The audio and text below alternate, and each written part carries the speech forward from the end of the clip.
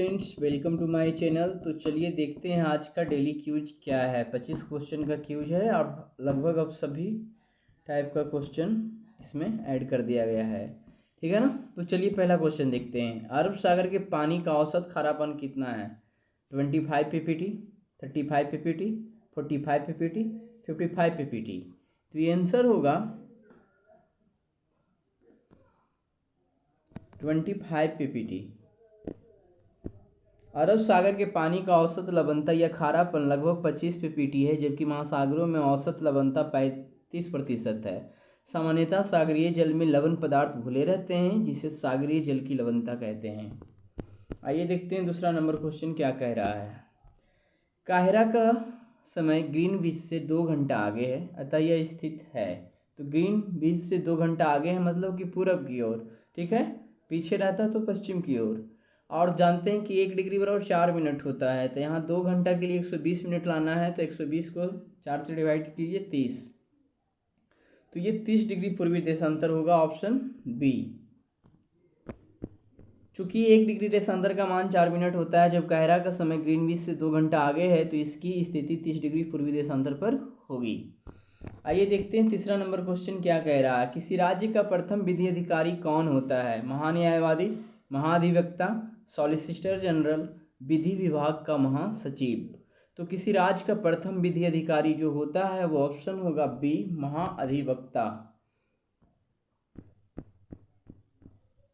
संविधान के अनुच्छेद 165(2) के अनुसार प्रत्येक राज्य का राज्यपाल उच्च न्यायालय के न्यायाधीश नियुक्त होने के लिए योग्यता रखने वाले किसी व्यक्ति को राज्य का महाधिवक्ता नियुक्त कर सकता है। यह राज्य सरकार का प्रथम विधि अधिकारी होता है तथा इसके वेतन एवं भत्तों का निर्धारण राज्यपाल द्वारा किया जाता है। आइए देखते हैं चौथा नंबर क्वेश्चन क्या कह रहा है। विधायी शक्तियों का केंद्र तथा राज्य के मध्य वितरण का उल्लेख निम्न में से किस अनुसूची में किया गया है? 6ठी, 7वीं, 8वीं, 9वीं। उपरोक्त में से कोई नहीं, उपरोक्त में से एक से अधिक। तो आंसर होगा ऑप्शन बी, 7वीं। केंद्र तथा राज्यों के मध्य विधायी शक्तियों के वितरण का उल्लेख संविधान की 7वीं अनुसूची में किया गया है। संविधान के भाग 9 के अनुच्छेद 246 के अनुसार संसद और राज्य विधानमंडलों को संघ सूची, राज्य सूची तथा समवर्ती सूची पर विधि बनाने का अधिकार दिया गया है। आइए देखते हैं पांचवा साइंस से। निम्नलिखित कथनों में से कौन सा सही है? यकृत शरीर की सबसे बड़ी ग्रंथि है, तो सही है। यकृत पित्तरस स्रावित नहीं करता है, तो पित्तरस तो ये स्रावित करता है। पित्तरस वसा के पाचन में महत्वपूर्ण भूमिका निभाता है। तो यहाँ आंसर हो जाएगा 1 और 3 सही, ऑप्शन बी, क्योंकि दूसरा गलत है। कथन 2 गलत है, क्योंकि यकृत पित्तरस का स्रावन करता है जो एक थैली में संग्रहित होता रहता है, इसे पित्ताशय कहते हैं। अन्य 2 कथन सही है। आइए देखते हैं छठा नंबर। रूमिनेंट अथवा रोमंथी जंतुओं के संदर्भ में निम्नलिखित कथनों में से कौन सा शेष सही है? रूमिनेंट में आमाशय 4 भागों में बटा होता है। रूमेन में भोजन का आंशिक पाचन होता है। बाद में जंतु इसे छोटे छोटे पिंडकों के रूप में मुख में लाता है तथा इसे चबाता है। इसे रोमंथन या जुगाली करना कहते हैं। तो ये तीनों कथन सही है दोस्तों, इसलिए आंसर होगा ऑप्शन डी, है ना। आइए देखते हैं। उपयुक्त सभी कथन सही है। घास खाने वाले जंतु वास्तव में पहले घास को जल्दी जल्दी निगलकर आमाशय के एक भाग में भंडारित कर लेते हैं। यह भाग रूमेन या प्रथम आमाशय कहलाता है। रूमिनेंट में आमाशय 4 भागों में बटा होता है। रूमेन में भोजन का आंशिक पाचन होता है, जिसे जुगाल कड़ कहते हैं, परंतु बाद में जंतु इसको छोटे छोटे पिंडकों के रूप में पुनः मुख में लाता है, जिसे वह चबाता रहता है। इस प्रकार को रोमंथन या जुगाली करना कहते हैं तथा इसे जंतु रूमिनेंट अथवा रोमंथी कहलाते हैं। घास में सेल्यूलोज की प्रचुर मात्रा होती है, जो एक प्रकार का कार्बोहाइड्रेट है। अनेक जंतु एवं मानव सेल्यूलोज का पाचन नहीं कर पाते हैं, इसी कारण ये घास नहीं खा सकते। आइए देखते हैं 7वां नंबर। निम्नलिखित पर विचार कीजिए। पचा भोजन, ऑक्सीजन, अपशिष्ट पदार्थ उपरोक्त में से रक्त किन का परिसंचरण करता है? केवल 1 और 2, केवल 2। और नीचे आते हैं 1, 2 और 3। पची भोजन, ऑक्सीजन और अपशिष्ट पदार्थ तीनों का वहन रक्त करता है, इसीलिए डी ऑप्शन होगा। रक्त वह तरल पदार्थ जो हमारी वाहिनियों में प्रवाहित होता है या पचे हुए भोजन को क्षुद्रांत छोटी आंत से शरीर के अन्य भागों तक ले जाता है। फेफड़ों से ऑक्सीजन को भी रक्त ही शरीर की कोशिकाओं तक ले जाता है। शरीर की कोशिकाओं भी अवशिष्ट का उत्सर्जन करती है। रक्त शरीर में से कई अपशिष्ट पदार्थों को बाहर निकालने के लिए उनका परिवहन भी करता है। आइए देखते हैं 8वां नंबर क्वेश्चन क्या कह रहा है। अशोक का कंधार से प्राप्त अभिलेख निम्नलिखित में से किन लिपियों में लिखा गया है? अरमाइक और ब्राह्मी, यूनानी और ब्राह्मी, देवनागरी और तमिल, यूनानी और अरमाइक। तो आंसर होगा ऑप्शन डी, यूनानी और अरमाइक। अशोक का कंधार अभिलेख इस क्षेत्र में प्रयुक्त होने वाले यूनानी तथा अरमाइक नामक दो विभिन्न लिपियों तथा भाषाओं में लिखा गया है। दिल्ली सल्तनत के अंतर्गत दिए गए कथन एवं कर्मों पर विचार कीजिए। कथन है मुक्ति लोगों को इकता थोड़े थोड़े समय के लिए ही दिया जाता था।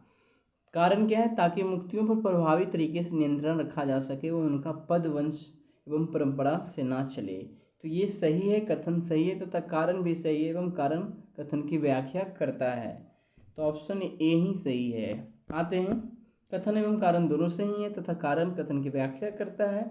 दिल्ली सल्तनत में मुक्ति लोगों को इकता थोड़े थोड़े समय के लिए ही दिया जाता था ताकि मुक्ति लोगों पर प्रभावी तरीके से नियंत्रण रखा जा सके एवं उनका पद वंश एवं परंपरा से ना चले।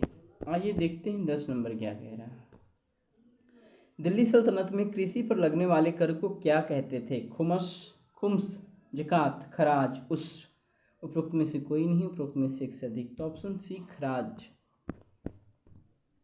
कृषि पर लगने वाला कर होता था जो कि उत्पादन का 50% होता था। खुम्स लूट का धन होता था जो सैनिकों एवं राजकोष के बीच बांटा जाता था। ज़कात जो होता था मुसलमानों से लिया जाने वाला धार्मिक कर होता था, केवल संपन्न वर्ग से लिया जाता था। आइए देखते हैं 11 नंबर क्वेश्चन क्या कह रहा है। प्लासी के युद्ध के संदर्भ में निम्नलिखित कथनों पर विचार कीजिए। इस युद्ध में रॉबर्ट क्लाइव ने कंपनी की सेना का नेतृत्व किया। सिराजुद्दौला के सेनापति मीर जाफर की टुकड़ियों ने इस युद्ध में हिस्सा नहीं लिया। तो यहाँ पे ध्यान देना है, क्या है? इस युद्ध में रॉबर्ट क्लाइव ने कंपनी की सेना का नेतृत्व किया। सिराजुद्दौला के सेनापति मीर जाफर की टुकड़ियों ने इस युद्ध में हिस्सा नहीं लिया। हाँ, ये भी ठीक है। इस युद्ध के बाद सिराजुद्दौला को मार दिया गया तथा मीर जाफर को नवाब बनाया गया। तो ये तीनों सही होना चाहिए। Option D. प्लासी का युद्ध 1757 में हुआ। इसमें बंगाल के नवाब सिराजुद्दौला के खिलाफ रॉबर्ट क्लाइव ने कंपनी की सेना का नेतृत्व किया। इस युद्ध में सिराजुद्दौला की हार हुई। सिराजुद्दौला के सेनापतियों में से एक मीर जाफर की टुकड़ियों ने कंपनी का साथ देते हुए इस युद्ध में हिस्सा नहीं लिया, जो कि उसकी हार का बहुत बड़ा कारण था। प्लासी की जंग के बाद सिराजुद्दौला को मार दिया गया तथा मीर जाफर को नवाब बना दिया गया। आइए देखते हैं 12 नंबर क्वेश्चन क्या कह रहा है। बक्सर के युद्ध के संदर्भ में निम्नलिखित कथन पर विचार कीजिए। यह युद्ध कंपनी और मीर जाफर के मध्य लड़ा गया। तो ये तो सरासर गलत है। इस युद्ध में कंपनी की जीत के बाद मीर कासिम को नवाब बनाया गया, ये भी गलत है। इस युद्ध के बाद अब नवाब को हर महीने 5 लाख रुपये कंपनी को चुकाना तय हुआ था। तो ये बात सही है कि ये ऐसा तय हुआ था। इसमें केवल 3 सही करेंगे। बक्सर का युद्ध 1764 में कंपनी और मीर कासिम के मध्य लड़ा गया। इस युद्ध में कंपनी की जीत हुई। यह कथन ही गलत है। कंपनी की जीत के बाद मीर जाफर को दोबारा नवाब बनाया गया, इसलिए कथन 2 भी गलत है। इस युद्ध के बाद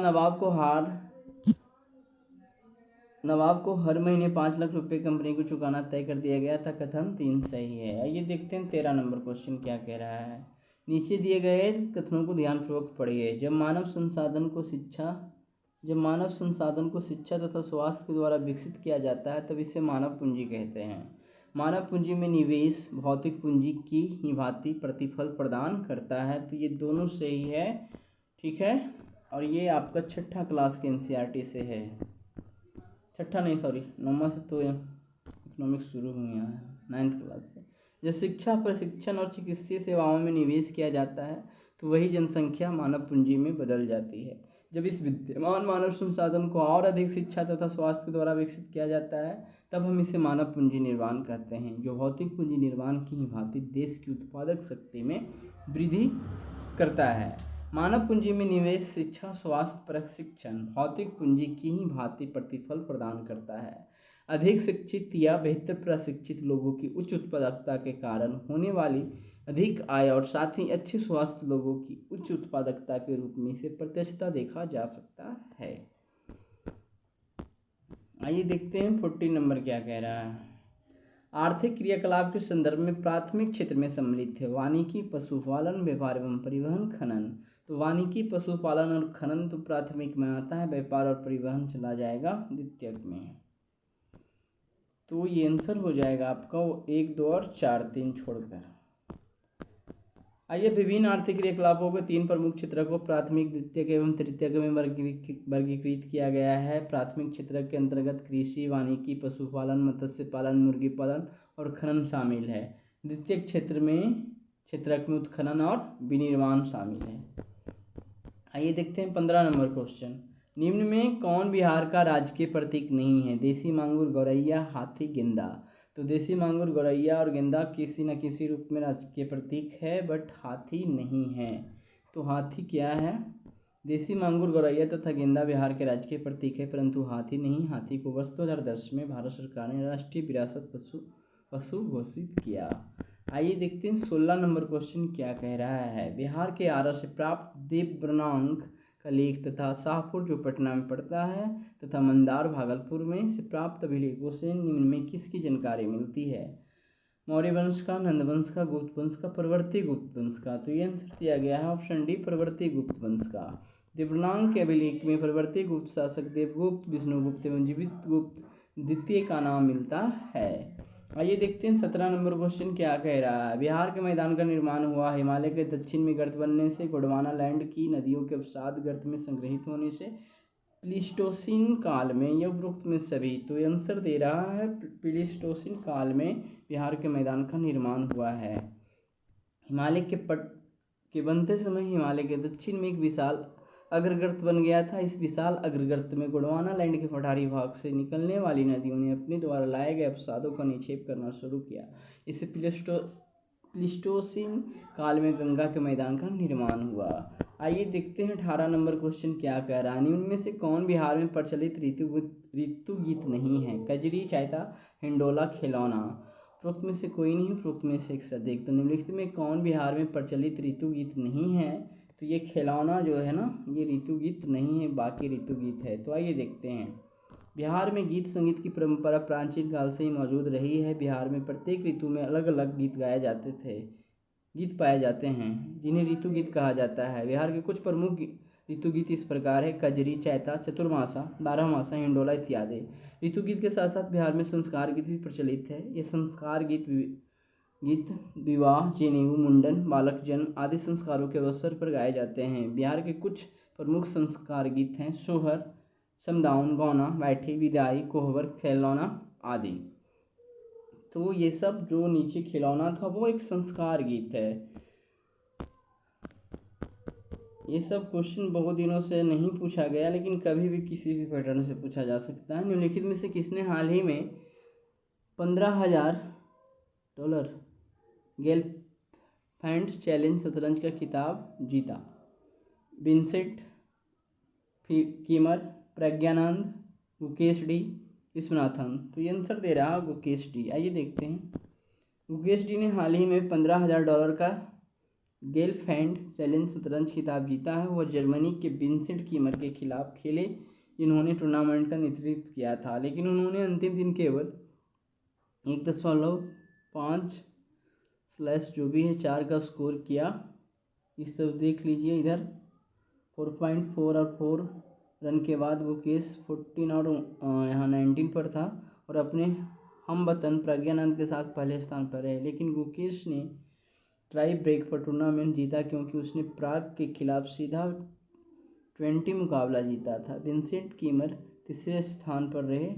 डोमा राजू गुकेश, इनका जन्म 29 मई 2006 में हुआ था। उन्हें आमतौर पर भारतीय शतरंज खिलाड़ी गुकेश डी के नाम से जाना जाता है।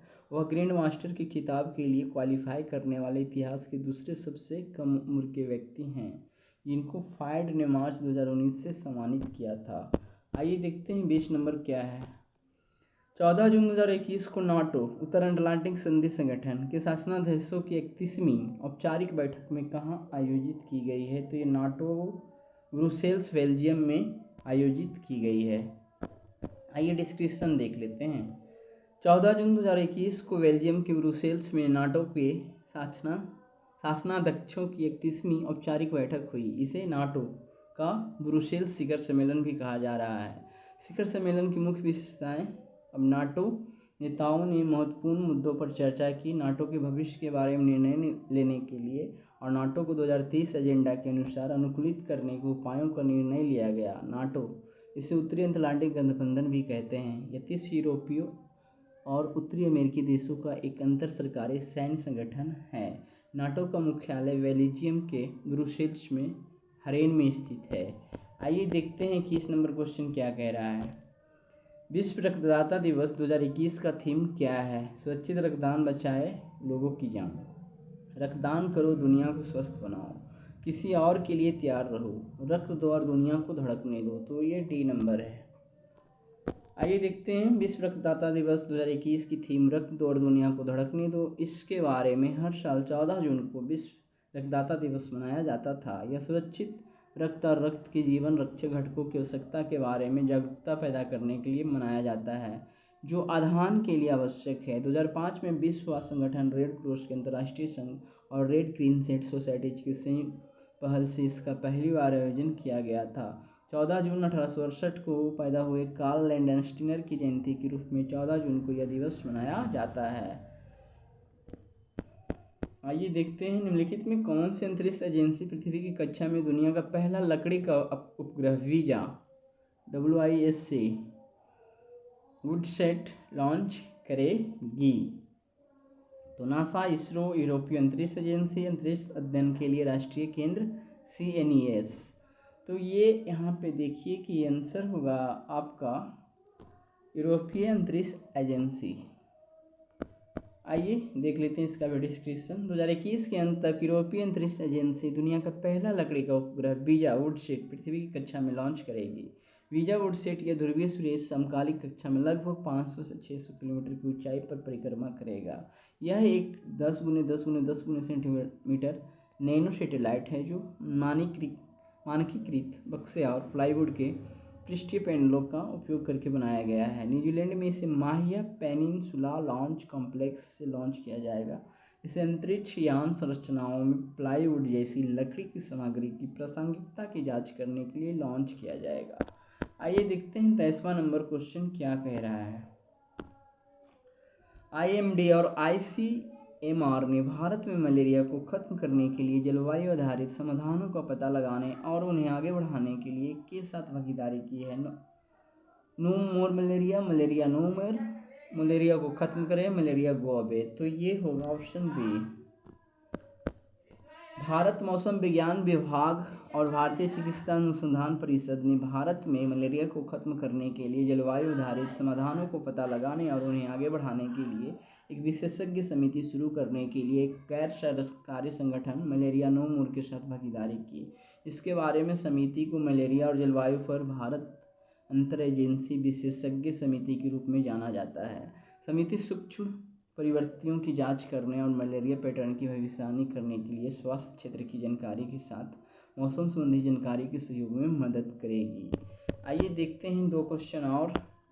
वित्तीय वर्ष 2020-21 में मनरेगा के अंतर्गत रोजगार देने के मामले में देश में शीर्ष स्थान किस राज्य का रहा है? असम, पश्चिम बंगाल, छत्तीसगढ़, बिहार। उपरोक्त में से कोई नहीं, उपरोक्त में से एक से अधिक। तो आंसर होगा ऑप्शन छत्तीसगढ़। ठीक है, आइए देखते हैं देश के पहले एकीकृत और सौर ऊर्जा जल विद्युत परियोजना का निर्माण कहाँ होगा? तो ये तो बिहार में हो ही रहा है, लेकिन बिहार में सुपौल जिले में, ऑप्शन सी।